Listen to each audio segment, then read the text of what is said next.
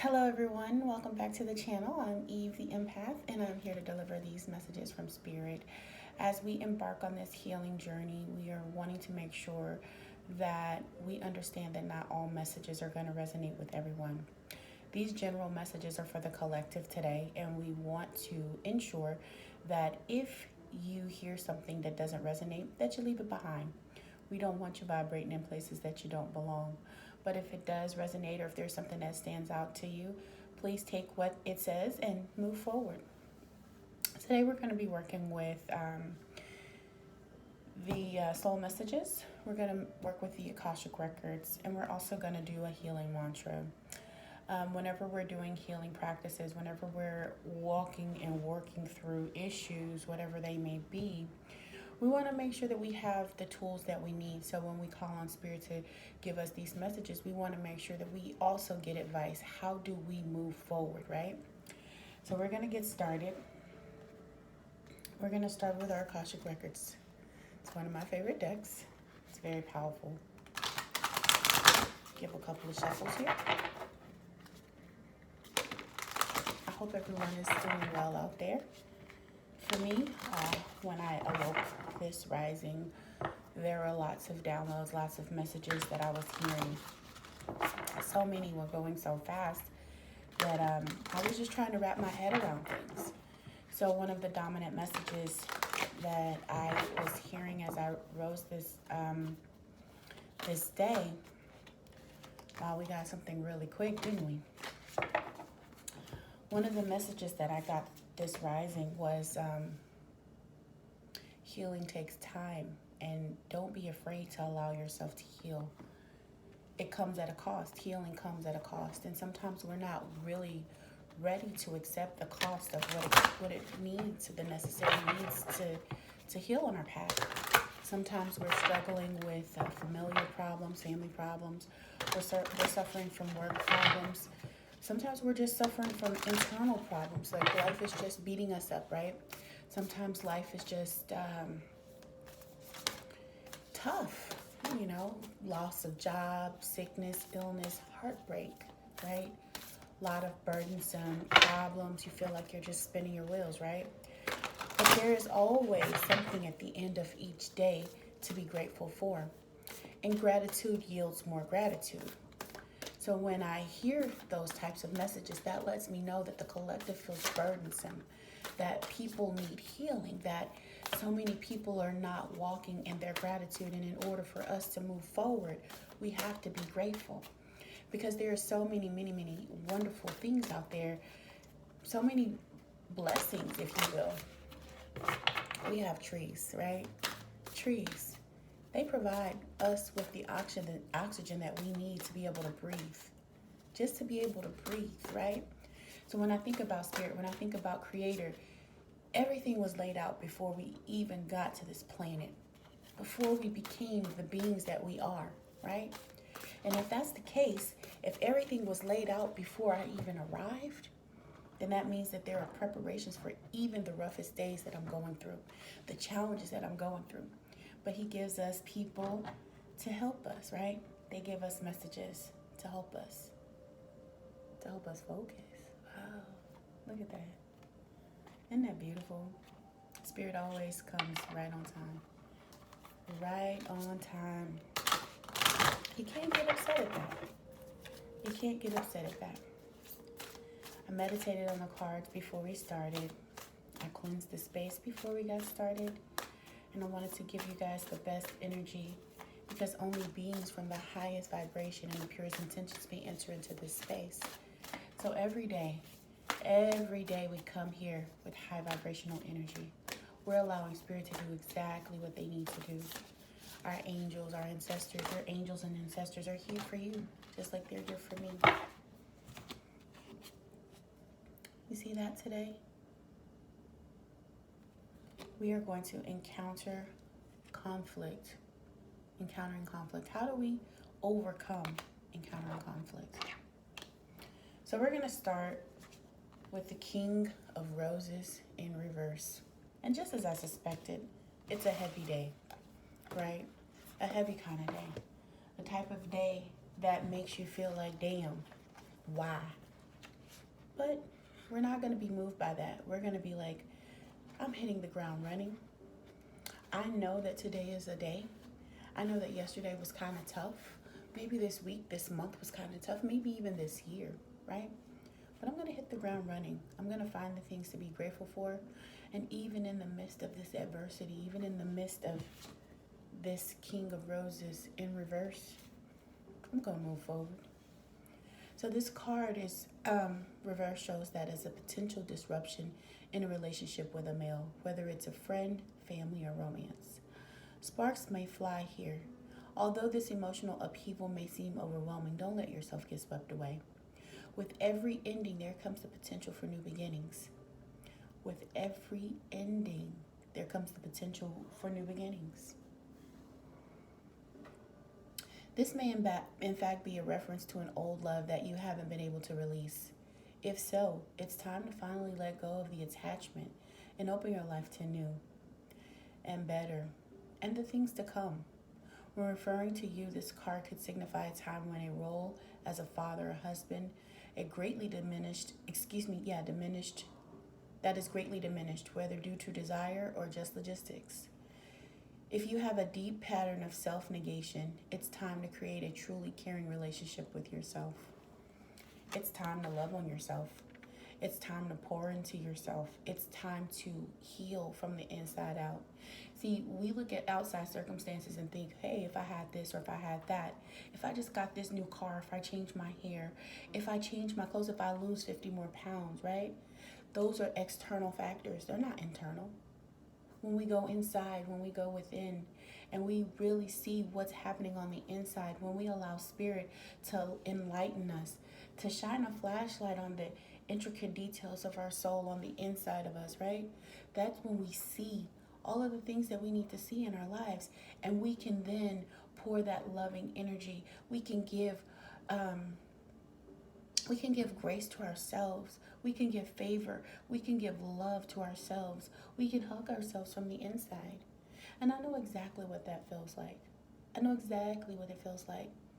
4 years of a relationship I was in. And in that time, I remember feeling all of the highs and the lows in that relationship, right? And Spirit had told me, Tam, it's time to go. It's time to go. But I wouldn't go. Why? Because I always felt like love overcomes all things, and it does. But the person I was supposed to be loving was me. I wasn't supposed to be loving that much for someone else. So for those who are loving others that much, Spirit is telling you, hey, it's time to let it go.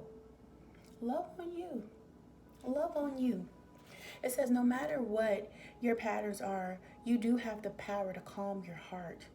Look at things clearly and take control of your perception of yourself and your life. Your union with yourself is up to you. It's up to you. No one can change what's happening on the inside of you but you. No one can change what's happening on the inside of me but me. No one. So just for today, just in this moment, go ahead and release that energy.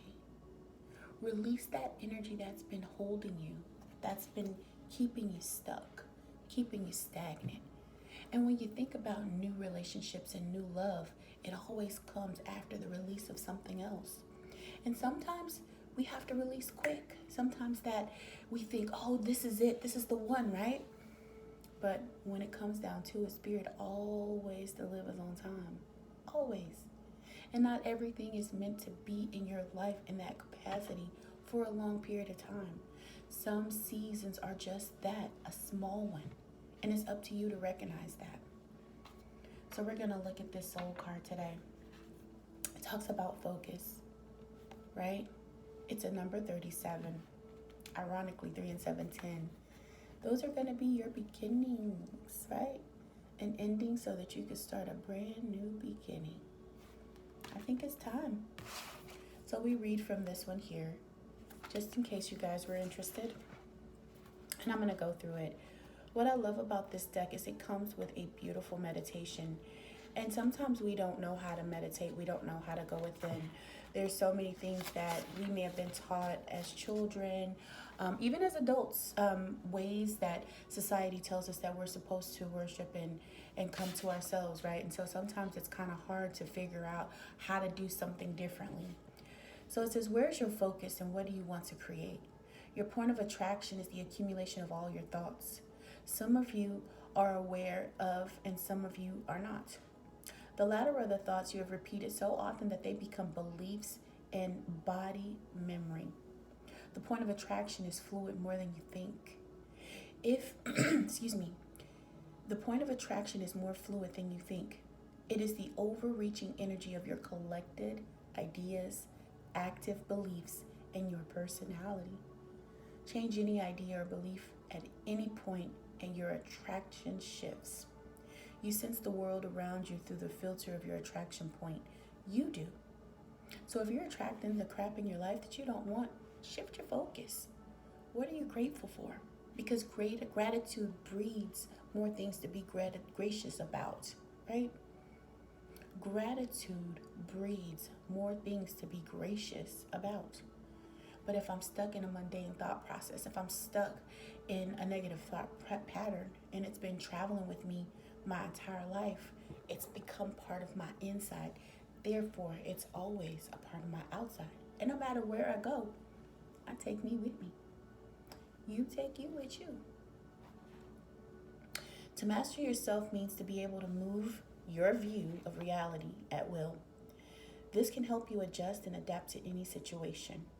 Stay in your center. Stay in your center of love and on the path of your heart. You can choose to feel into the flow or resist and hold yourself back. Either way, you will be loved by your soul and the universe. So for this day, we're going to rub your hands vigorously together. You're going to activate your palm chakras. And what they're saying is, some people call that getting your chi. But you're going to activate your palm chakras, right? Then you're going to place this card between your hands and close your eyes. Now, if you don't have this card, just close your eyes. Stay here for at least 1 minute and open your eyes and place the card down in front of you. And allow the divine energy that streams from source to your soul to flow through your hands. Close your eyes again and place your hands on your body wherever you feel drawn to place them. Right? Close your eyes again.